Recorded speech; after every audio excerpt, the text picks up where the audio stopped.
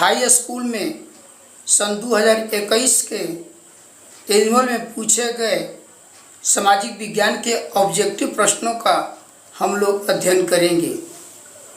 इसमें 1 से 80 तक वस्तुनिष्ठ प्रश्न हैं, लेकिन कुछ महत्वपूर्ण प्रश्नों का हम लोग इसमें जिक्र करेंगे।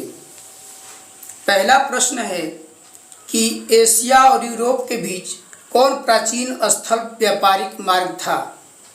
उत्तर में दिया ऑब्जेक्टिव में ए ऑप्शन है सूती मार्ग, बी ऑप्शन है रेशम मार्ग, सी ऑप्शन है उत्तरी पथ और डी ऑप्शन है दक्षिण पथ। इसका सही उत्तर है रेशम मार्ग। एशिया और यूरोप के बीच में जो प्राचीन स्थल व्यापारिक मार्ग था उसका नाम था रेशम मार्ग। ऑब्जेक्टिव नंबर 2 में देखते हैं कि चौरी चौरा कांड के बाद गांधी जी ने निम्नलिखित में से किस आंदोलन को बंद कर दिया। ऑप्शन ए है खिलाफत आंदोलन, ऑप्शन बी है संज्ञा आंदोलन, सी है असहयोग आंदोलन और डी है भारत छोड़ो आंदोलन। तो इसका सही ऑप्शन है असहयोग आंदोलन।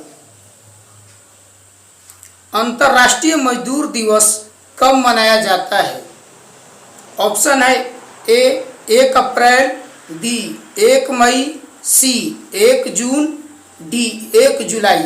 इसका सही ऑप्शन है 1 मई। अंतर्राष्ट्रीय मजदूर दिवस प्रतिवर्ष 1 मई को मनाया जाता है।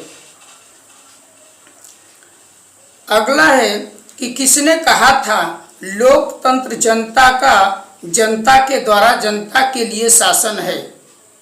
इसके ऑप्शन हैं ए अरस्तु, B Abraham Lincoln, C Rousseau और डी सुकरात। इसका सही उत्तर बी है अब्राहम लिंकन। अब्राहम लिंकन ही ने कहा था कि लोकतंत्र जनता का जनता के द्वारा तथा जनता के लिए शासन है। अगला सवाल है कि बिहार में रज्जू मार्ग कहाँ है, अर्थात बिहार में जो है रोपवे जो होता है वह कहाँ है। ऑप्शन ए है बिहार शरीफ, बी है राजगीर, सी है गया और डी है बांका। इसका सही उत्तर है राजगीर। बिहार के राजगीर में रज्जू मार्ग बनाया गया है। इसके बाद अगला सवाल है गोविंद सागर कृत्रिम जलाशय संबंधित है। ऑप्शन ए है रिहंद बांध से, बी है हीराकुंड बांध से, सी है भाखड़ा नंगल बांध से और डी है नरौरा बांध से। इसका सही उत्तर है भाखड़ा नंगल बांध से। भाखड़ा नंगल बांध से गोविंद सागर कृत्रिम झील जलाशय बनाया गया है। इसके बाद अगला प्रश्न है कि सर्वाधिक भूस्खलन किस राज्य में होता है। पहला ऑप्शन है उत्तराखंड, दूसरा ऑप्शन है उड़ीसा, तीसरा ऑप्शन है झारखंड और चौथा ऑप्शन है मध्य प्रदेश।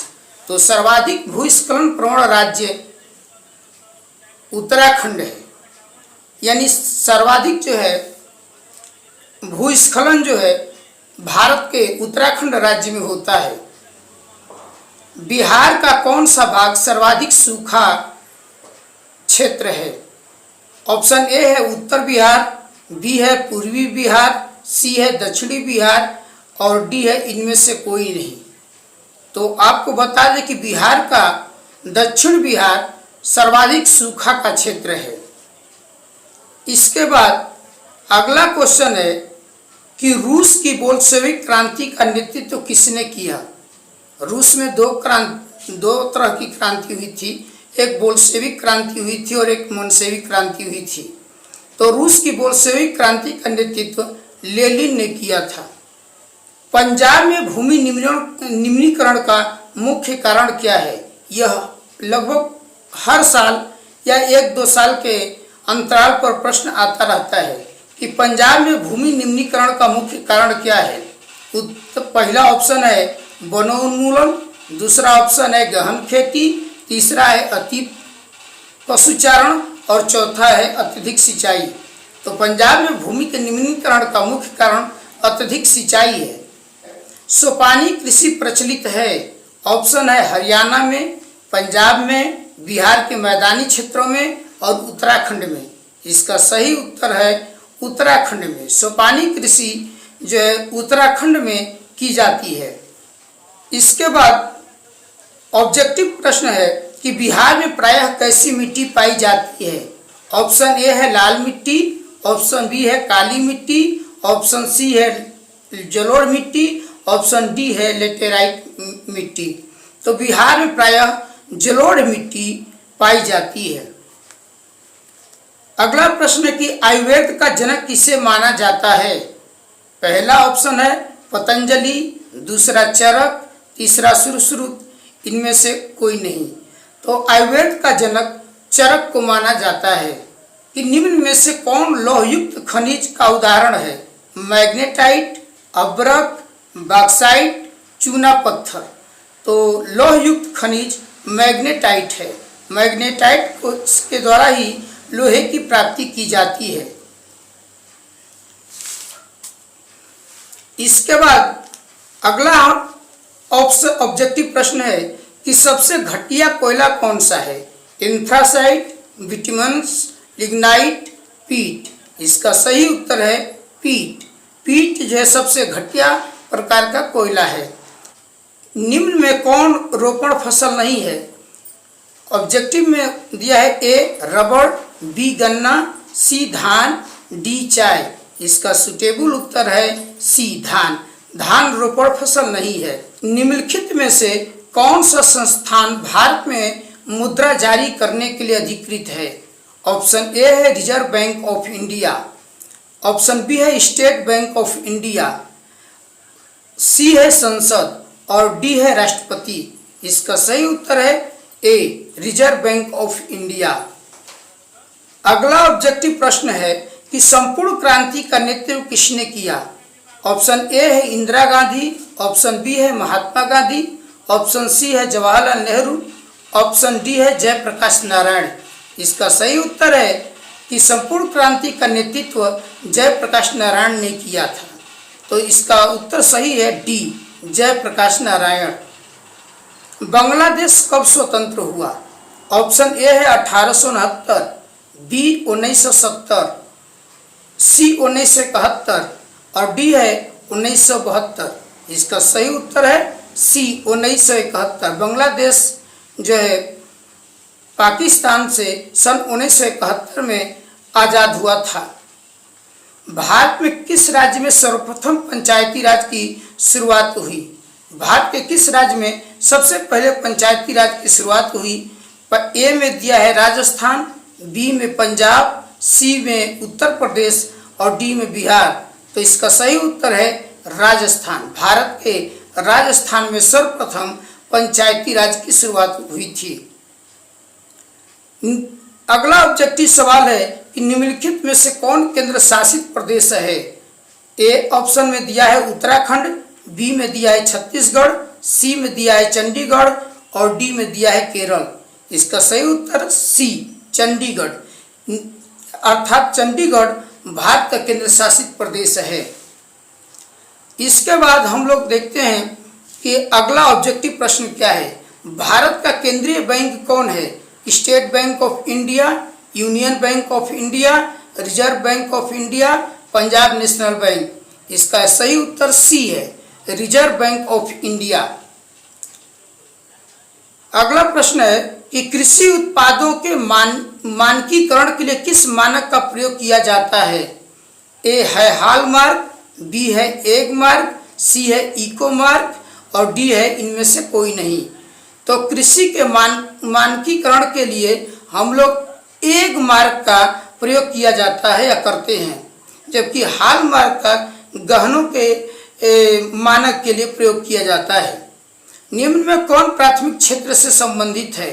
सेवा क्षेत्र, औद्योगिक क्षेत्र, कृषि क्षेत्र, इनमें से कोई नहीं। तो इसका सही उत्तर सी है कृषि क्षेत्र।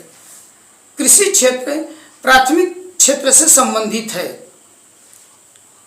अगला ऑब्जेक्टिव जो पूछा गया है वो यह है कि तीन कठिया प्रणाली किन लोगों पर लागू थी।